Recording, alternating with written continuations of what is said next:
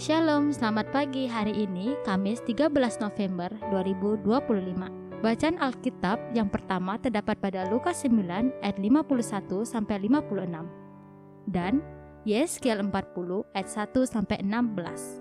Ayat nas terdapat pada 1 Samuel 2 ayat 1 berbunyi, "Aku bersukacita karena pertolonganmu."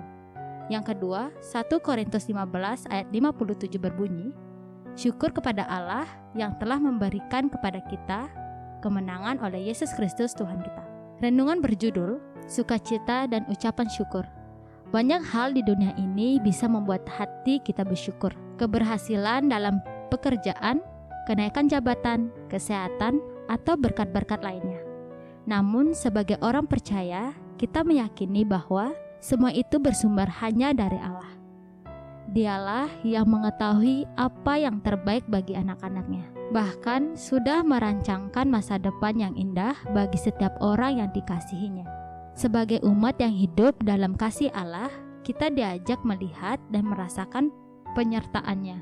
Bukan hanya dalam keberhasilan, tetapi juga di tengah pergumulan hidup. Dalam setiap kesulitan sekalipun, kasih Tuhan tetap nyata sehingga kita mampu bersukacita di dalamnya. Hana adalah contoh nyata.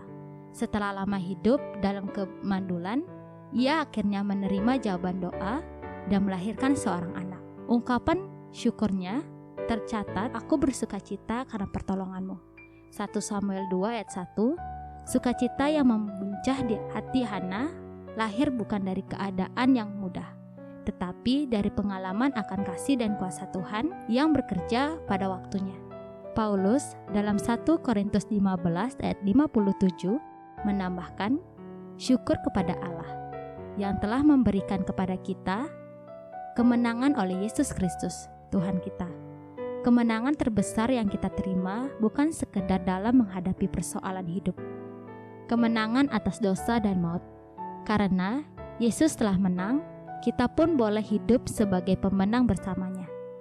Kedua bacaan ini mengingatkan kita bahwa hidup orang percaya seharusnya ditandai dengan sukacita dan syukur. Sukacita karena Tuhan selalu menopang, dan syukur karena di dalam Kristus kita sudah dimenangkan.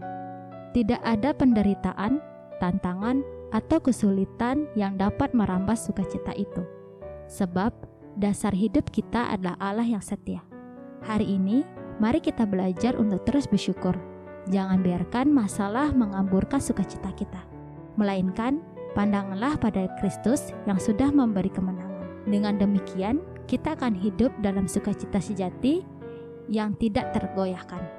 Oleh Pendeta Imade Andika Adiputra. Untuk doanya, ya Allah Bapa, kami bersyukur karena Engkau selalu menolong kami dan memberi kemenangan melalui Yesus Kristus. Ajarlah kami untuk tetap bersukacita di tengah pergumulan dan senantiasa mengucap syukur dalam segala hal. Sebab kasih dan kuasa-Mu tidak pernah gagal.